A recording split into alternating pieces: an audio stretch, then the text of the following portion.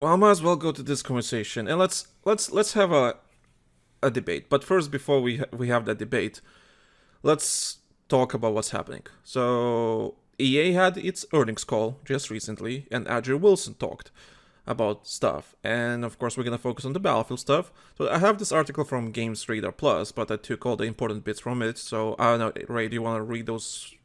You want to, because Yes. you're usually the one that picks like I want to read it. I want to read it. I want to read, yay! So I picked the best parts from that article from Games Radar Plus about the earnings call, what Andrew Wilson said about the next Battlefield. So you can read this bit. So, Battlefield might not be the Call of Duty rival that it once was following a string of divisive releases, but Wilson was eager to hype up the next entry in the large-scale, revolutionized series. I've just spent a whole bunch of time with the collective Battlefield team, says Wilson, funnily calling the next game another tremendous live service. Wilson still boasts that the largest Battlefield team in franchise history will build a Battlefield universe across connected multiplayer and single-player experiences. The Dead Space remake developers EA Motive were just put to work on Battlefield, leaving the cult horror series in limbo while the studio set up focus on single-player Battlefield experiences that were shut down. What was perhaps more controversial was Wilson's comments about implementing advertisements into traditional AAA gaming. Advertising has an opportunity to be a meaningful driver of growth for us, he continued. Yes, simply on the shareholder basis. We have teams internally in the company right now looking at how we vary thoughtful implementations inside of our game experiences. We're going to shove our advertising down your throats because we can't figure out where you actually watch. So, this is what they're saying, because you dolts don't just go out and buy their crap randomly. We're now going to put the advertisements right here on your here's your gaming screen from now on. It's just like, boo, buy our shit, and then it's gone. And, they got the rights to do that shit whether you got the game paused or not. Look at YouTube, baby. They all doing it. And it's not to actually sell shit. This is to make the shareholders go, ooh, you might sell shit. Okay, I have so many thoughts about this, and this whole the last remaining hour, we're literally gonna be talking about this. Okay, I'm gonna say my piece. Goddamn you, Valve! If you do this bullshit, I will burn this fucking world to the ground. Here's my piece. So, it's okay. So first, I seen only one YouTuber. I know we worked up about this. Yeah, shit. yeah. We talked about this multiple times and all the time, but let's finally talk about it properly. So, the only YouTuber I seen, or content creator, had a reasonable take about this was JetFrax. While everyone else, for obvious reasons, I understand why, of the word another tremendous live service.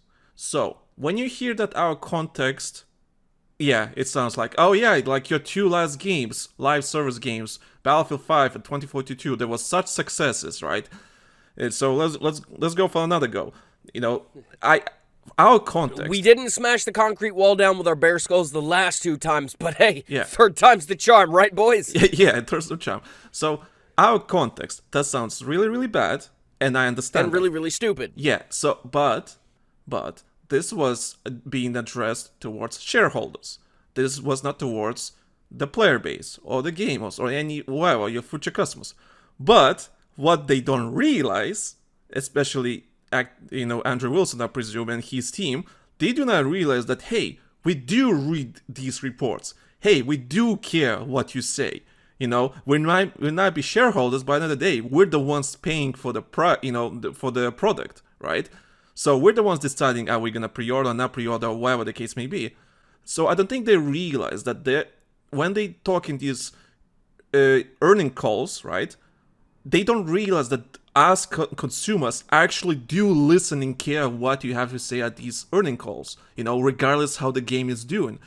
So that's the problem they have. They're gonna outtouch that people actually do care what you have to say. So when he says tremendous life service, this is fine for shareholders, because imagine shareholders just dumb idiots. Ooh, there's long-term value. Yeah.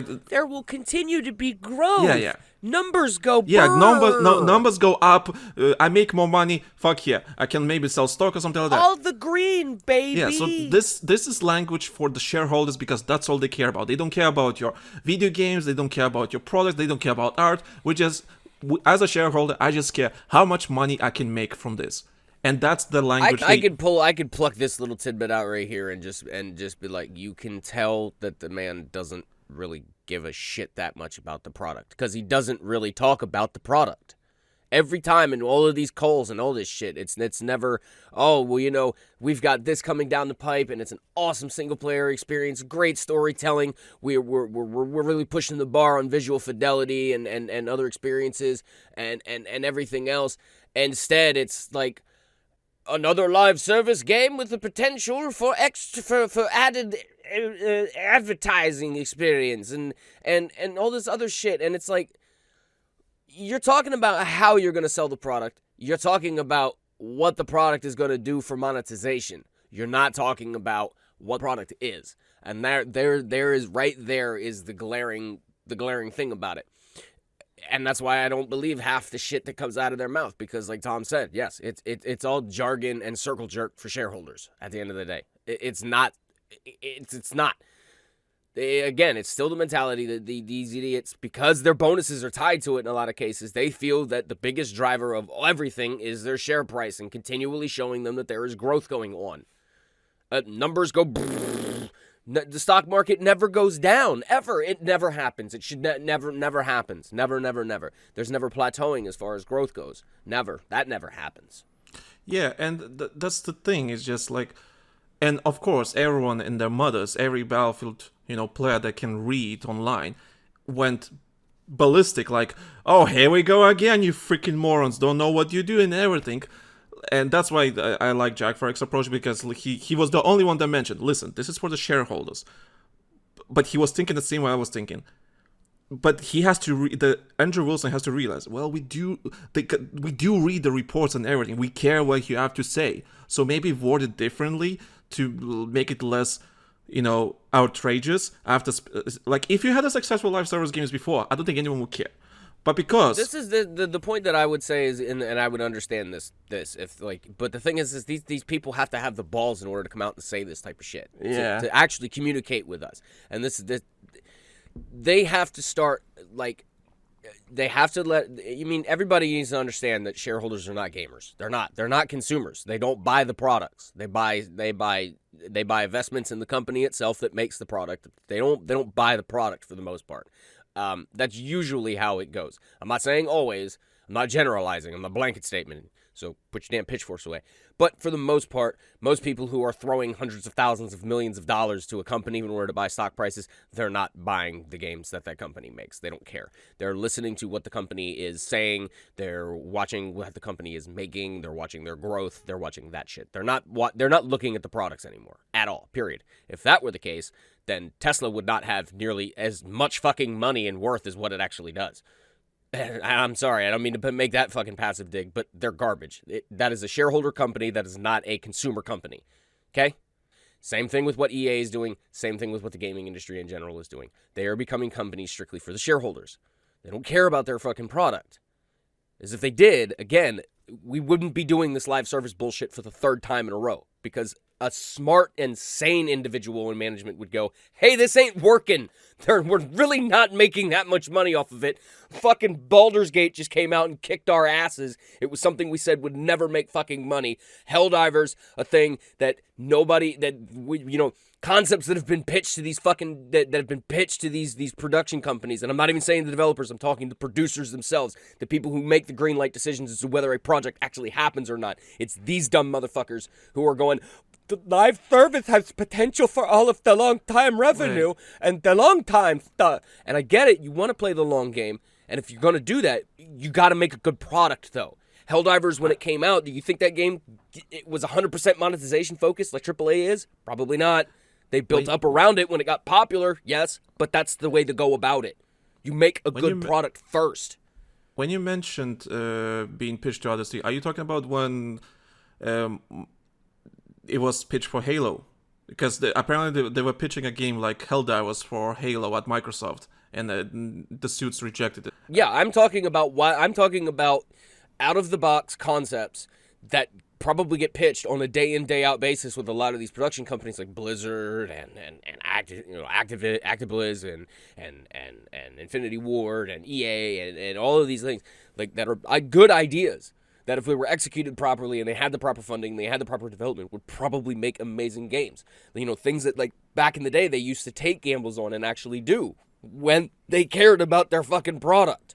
Nowadays, it's if there's no if there's no chance for monetization or long-term revenue gains, then what do we care? It's not, we sell a game for $60-$70 now, and then some, $45-$50 worth of DLC down the line and call your bag good. You want that $70 buy-in plus $50 a month for the battle passes and the cosmetics and everything else that you're trying to just constantly shit out in order to make money. I get it. Companies need to make money. They need it in order to operate. I get it. See, here's the thing. The problem is not that he says the next game will be a live service game. Okay, let's put the facts first that people have to understand.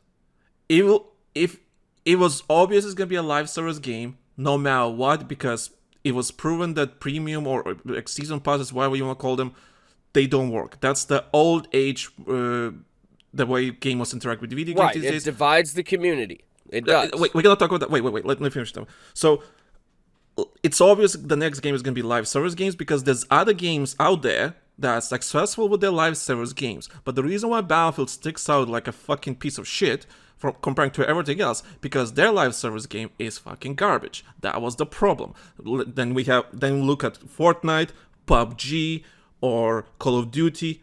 Call of Duty is probably the best example. So you look at these 3 games, and Apex Legends, here you go, 4 games. Another EA game that has a successful live service games. So these franchises have successful live service games, and when people bitch about those games, it's not because of the live service being bad. It's because of something specific that's happening in the video game, which is obvious. Something broke in the video game. Keep nerfing the meta, man. Yeah, well, yeah. Which is a problem in of itself, but that's a different topic entirely. But we have these successful games with amazing live service games. Call of Duty this year, pretty much doing amazing when it comes to multiplayer live service. Like, this year is amazing. They're fucking slaying it. Slamming. Then you look at Battlefield, of course. For the last 2 years, obviously it was in my eyes, not a complete failure, but it was not good. Of course, whether Battlefield 5 or 2042 was better, it's not a really high bar to go for, right? So technically, those 2 live service games, those 2 Battlefield games were not that successful in terms of live service. We get that. So, but because other games are doing it, and they're doing pretty well, of course the next game is going to be a live service game, and because it just makes sense, because the way people interact with video games these days, for example, Battlefield 1. We know the data. Battlefield 1 had 1.6 of the player base owned premium. And Battlefield 1 sold really well. It was highly praised, sold really well, and only 1.6... It was very... And only 1.6% of the player base owned premium. So I can understand looking at, again, spreadsheets. Like, as a marketing director, you'd look at that and go, there's no point in it